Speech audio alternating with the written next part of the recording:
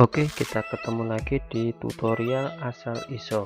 Baik, sebelumnya kita sudah membahas terkait program MyToko yang di dua video sebelumnya kita membahas terkait pengaturan hak akses, profil toko, tampilan nota ataupun pengaturan bagaimana cara menginput data barang, kategori, sales atau pelanggan, supplier bahkan user yang bisa menggunakan program ini. Nah, pada kesempatan kali ini kita akan membahas atau mengulik terkait bagaimana cara transaksi pembelian barang pembelian barang ataupun kita penerimaan barang dari supplier atau penerimaan barang dari pemasok. Oke, tanpa berlama-lama mari kita langsung ke aplikasinya. Nah, ini adalah tampilan depan aplikasi, ini sudah login ya. Kita langsung aja untuk melakukan pembelian barang. Kita bisa pilih di menu pembelian yang ada di taskbar sebelah kiri ataupun yang ada di toolbox atas ini ya. Oke, nah ini adalah form pembelian ya. Di form pembelian ini di sini ada nota, tanggal pembelian, kasir ini adalah user yang mengakses program pada saat ini, supplier itu diisi dengan supplier yang melakukan penyetokan barang ataupun yang mengirimkan barang ke toko kita. Baik, misal kita pilih suppliernya kita ketik, kalau tahu kode suppliernya isi aja kode suppliernya ataupun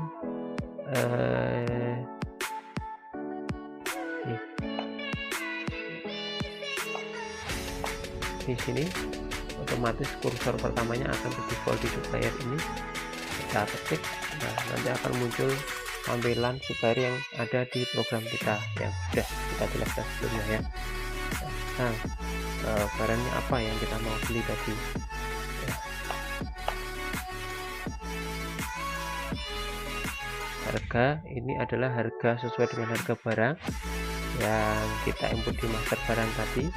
Harga ini mengacu pada harga pembelian, bukan harga jual ya. Kita harga beli ke supplier, misal kita beli jumlahnya adalah 100 gitu ya. Terus kita pilih barang lagi, misal katakanlah jumlahnya 100 juga. Terus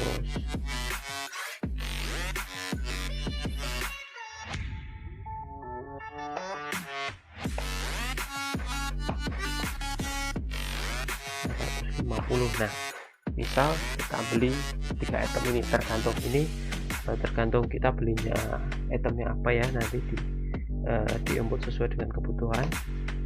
Nah, pembayarannya apa ini? Kalau misalnya kita membayar tunai ya, yang kolom kredit tidak usah kita centang, tapi kalau kita kredit ke supplier ataupun kita hutang, maka ini harus kita centang ya. Dan tempo ini adalah default dari sekarang, itu tanggal 21 di sini temponya 7 hari default, tapi bisa diedit silahkan, tergantung dengan kesepakatan. Nah, tapi kalau misalkan ini pembelian bayar tunai, nah maka tidak perlu diisi ataupun tidak perlu dicentang untuk kolom kredit. Oke. Nah, ini di sini akan ada nilai totalnya berapa ya kan. Nah, total itu adalah keseluruhan total nilai yang kita harus bayarkan ya. Misalnya 2.214.000, kita bayar 2.250.000, berarti kita dapat kembalian. Kalau misalkan sudah sesuai, simpan transaksi. Nah, kita akan menerima kembalian sebesar 36.000 ya. Jadi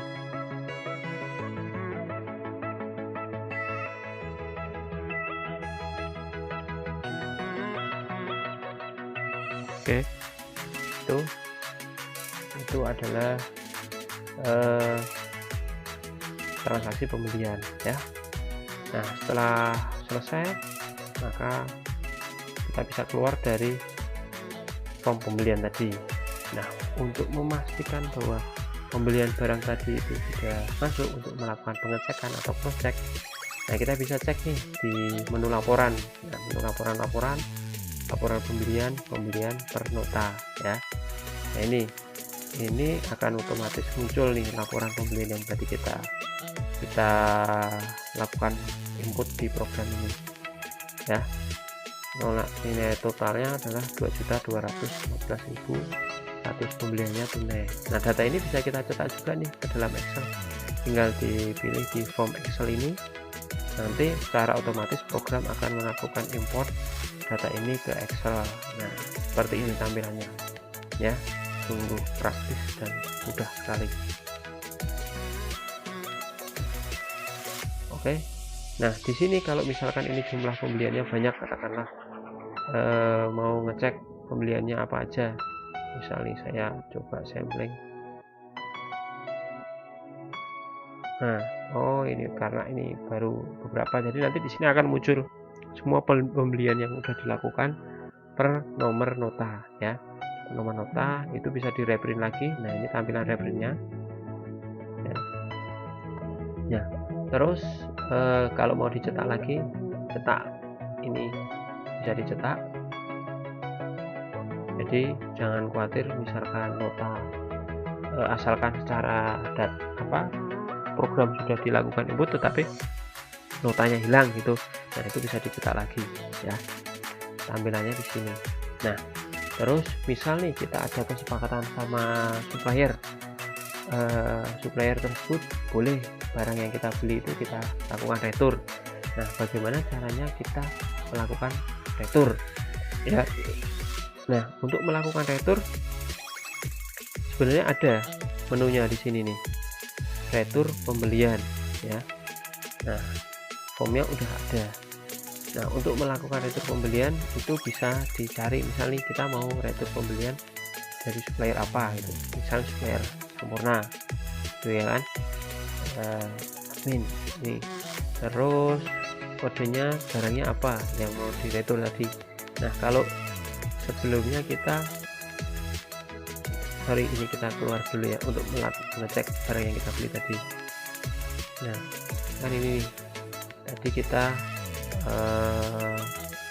istilahnya melakukan pembelian ini ke mana? Oh, ini reportnya secara rekapan ya.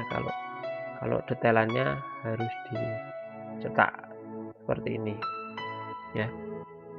Nah, misal nih ini nih kita mau melakukan retur atas antangin atau enggak clear sampo nih, yang bawah nih, clear sampo ini mau kita retur nih ya, istilah mau kita retur coba ya. Nah, sebenarnya bisa nih dari sini. Nah, yang mau diretur berapa sih? Nih, katakanlah 50 gitu. Nah, berarti ini akan mengurangi nilai pembelian kita yang telah kita lakukan tadi ya.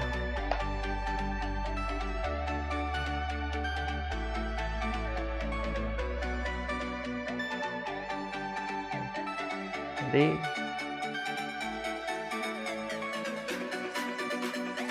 di sini itu akan ada laporannya, retur yang sudah kita lakukan tadi ya. Nah, ini kita tadi melakukan retur atas item sampo clear sebanyak 50 ya. Nah, ini nilai totalnya segini.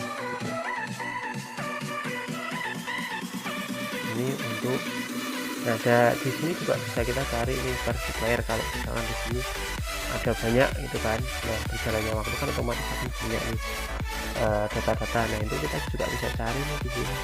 Nah, kita mau retur supplier apa gitu, bentuknya. Ini pun juga bisa diekspor ke Excel nih, laporan retur ini juga bisa diekspor ke Excel, tampilannya sama seperti yang di pembelian ya, nomor rota retur, tanggal, jam, kasir, supplier berapa gitu ya. Ini cukup lengkap ya. Nah, atau kalau misalkan di menu langsung retur, nah ini juga bisa tadi guys, ini kita ketik sempurna kan, clear misalkan di sini clear tadi, clear ya apa ini, oh clear yang ini nih, masih ada stok status, kita mau retur ini clear nih ya kan. Nah, quantity berapa sih yang mau kita retur ya? Berarti 100. Ternyata setelah kita cek ada yang nggak bagus lagi itu 50. Nah, kita retur lagi sebanyak 50, simpan ya. Nah, kita lakukan retur sebanyak 100, berarti dari pembelian yang 50 tadi kita melakukan retur sebanyak 1. Nah, ini nih, kalau yang bedanya yang atas sama yang bawah apa sih? Kalau yang atas tadi itu kita retur berdasarkan nomor faktur, jadi supplier juga enak, nah, disarankan di situ. Tapi kalau misalkan si suppliernya itu dia nggak ada nomor retur apa, nggak harus dia melampirkan nomor returnya berapa, nah pakai yang bawah, jadi dia suppliernya returnable gitu ya. Tampilannya seperti ini, sama kita lihat muncul seperti itu ya. Ataupun yang atas juga sama, tapi bedanya kalau yang atas itu ada referensi nomor faktur ya. Kalau yang bawah referensi nomor fakturnya itu kosong, karena pada saat kita retur itu tidak berdasarkan nota pembelian, tetapi berdasarkan pemilihan supplier itu ya.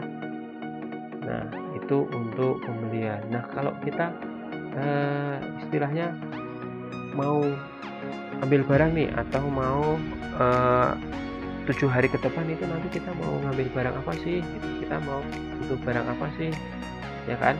Nah, itu juga bisa tuh kita coba ambil di sini ya.